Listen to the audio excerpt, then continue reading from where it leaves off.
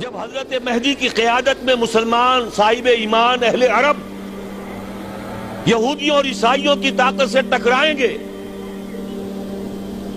تو ان کی مدد کے لیے دو جانب سے اللہ تعالیٰ کچھ بھیجیں گے مدد.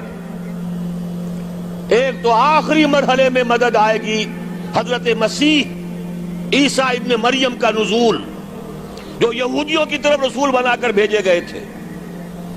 انہیں یہودیوں نے اپنے خیال میں سولی پر چڑھا دیا، لیکن اللہ نے فرمایا وما صلبوہ وما قتلوہ ولکن شبہ لہم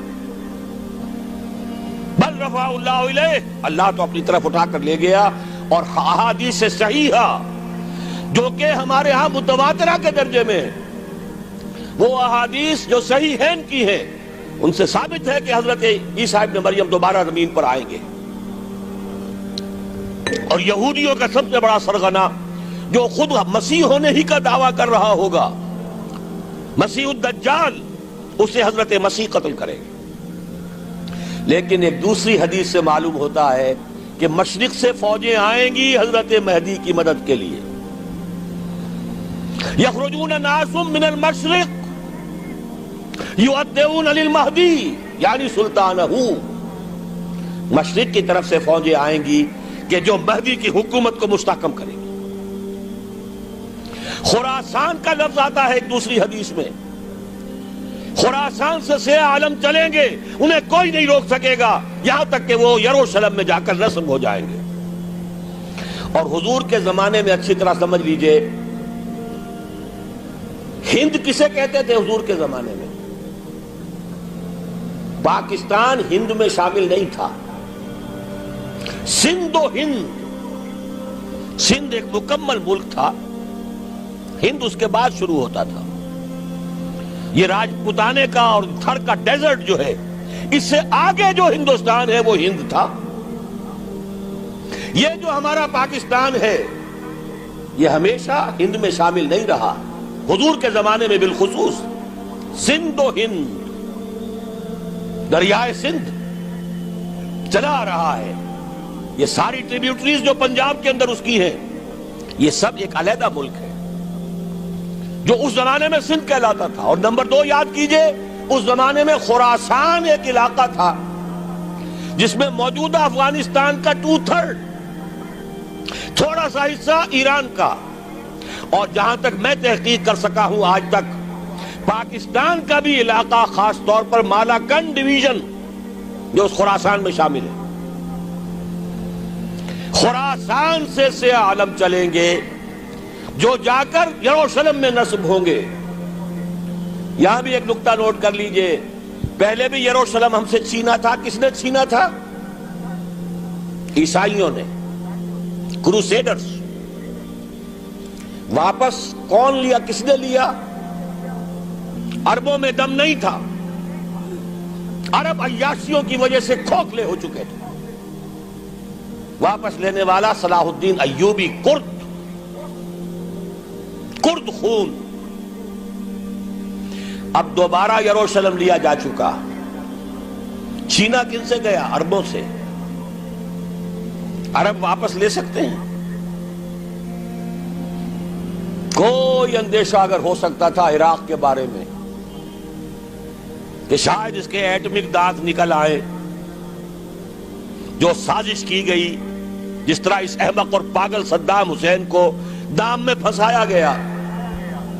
صدام 100 جال، دام کہتے ہیں جال کو، صدام اس میں جو پھنسا ہے تو اگلا پچھلا کھایا پیا سب اگلوا لیا.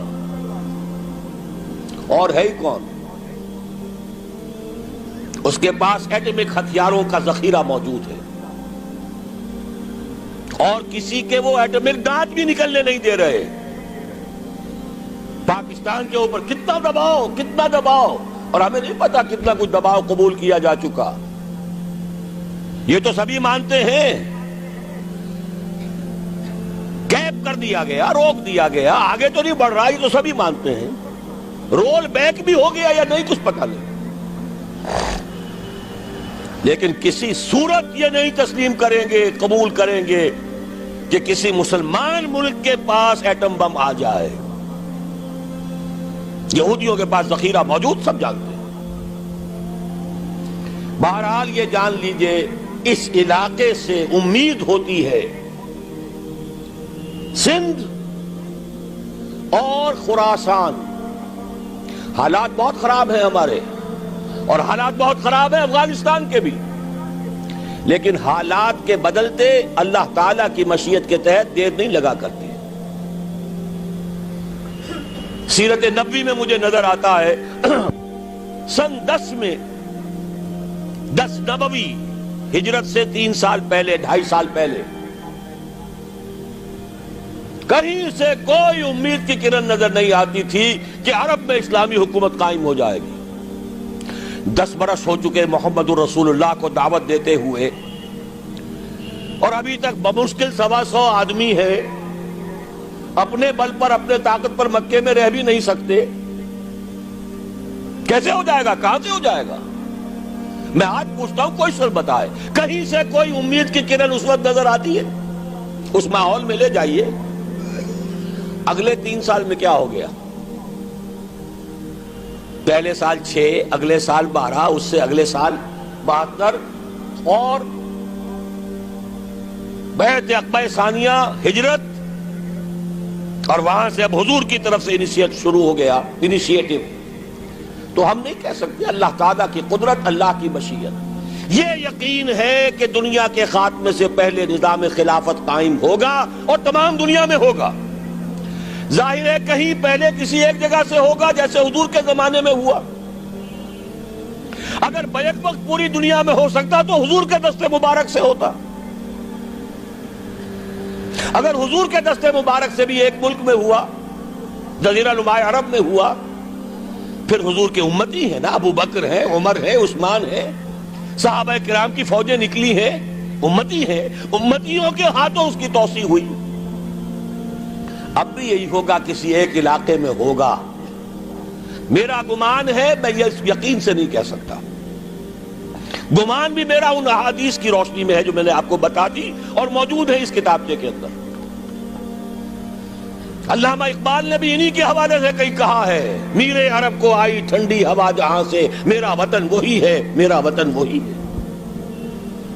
اس علاقے سے کچھ ہونے والا ہے اور ہوگا انشاءاللہ. میری زندگی میں نہ ہو، آپ کی زندگی میں نہ ہو، کوئی پرواہ نہیں. حضرت حمزہ تو شہید ہو گئے غزوہ احد میں. 5 سال کے بعد حضور مکے میں داخل ہوئے ہیں فاتح کی حیثیت سے. حضرت حمزہ کی نگاہوں نے، ان آنکھوں نے تو نہیں دیکھا، عالم ارواح میں اللہ نے کیا مشاہدہ کرایا ہوگا انہیں، وہ تو ہمیں معلوم نہیں.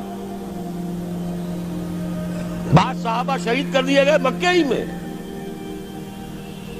بہت بڑی کامیابی.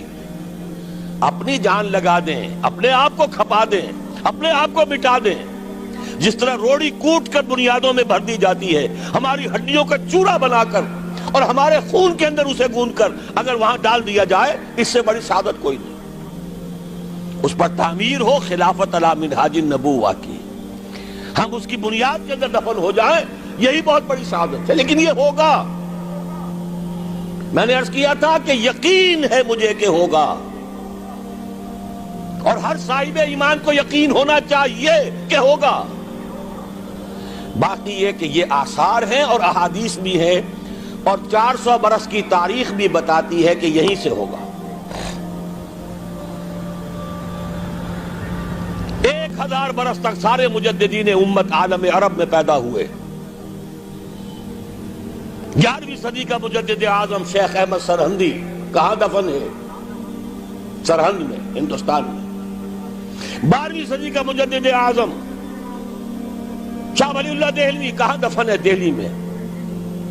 13ویں صدی کا مجدد اعظم سید احمد بریلوی، ان کی تو قبر بھی معلوم نہیں، لیکن ان کا خون جذب ہوا دریائے کنہار میں، اور ان کے سینکڑوں ساتھیوں کی لاشیں اس بالا کوٹ کے مقام پر. 14ویں صدی کے مجدد اعظم شیخ الہند، لیکن ان کے ساتھ ساتھ اتنے اعظم رجال علامہ اقبال جیسا مفکر، مولانا مودودی جیسا مصنف، مولانا الیاس جیسا مبلغ کہیں اور ہمیں دکھا دیجئے آپ۔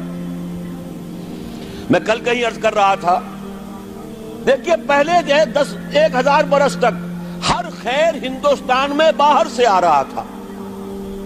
معین الدین اجمیری باہر سے آ رہے ہیں، شیخ علی حجویری باہر سے آ رہے ہیں، سندھ میں جتنے اولیاء دفن ہیں سب کے سب باہر سے، ایران سے چلے آ رہے ہیں۔ لیکن جیسے ہی 11ویں صدی شروع ہوئی، ریورس ہو گیا آرڈر۔ اب سلسلہ مجددیہ نقشبندیہ اب ہندوستان سے نکل کر پھیل رہا ہے۔ پورا افغانستان، پورا ترکستان، تمام یہ ترک ریاستیں جو آزاد ہوئی ہیں ابھی USSR کے خاتمے کے بعد، یہاں تک کہ سائپرس، جزیرہ قبرص، پورا ترکی جو اب بھی ہے موجودہ ترکی، سلسلہ مجددیہ نقشبندیہ کہاں سے چلا؟ ہندوستان سے پھیل گیا پورے عالم اسلام۔ مفکر، علماء دین اور تمام علوم دینی کا مجدد شاہ ولی اللہ دہلوی، خالص ترین جہاد فی سبیل اللہ دور صحابہ کے بعد جماعت مجاہدین جام شہادت نوش کیا، سینکڑوں ہمارے مجاہدین۔ پھر 14ویں صدی میں اقبال جیسا مفکر، مودودی جیسا، دوبارہ دوہرا رہا ہوں، مصنف، مولانا الیاس جیسا مبلغ مجھے تو کہیں نظر نہیں آتا۔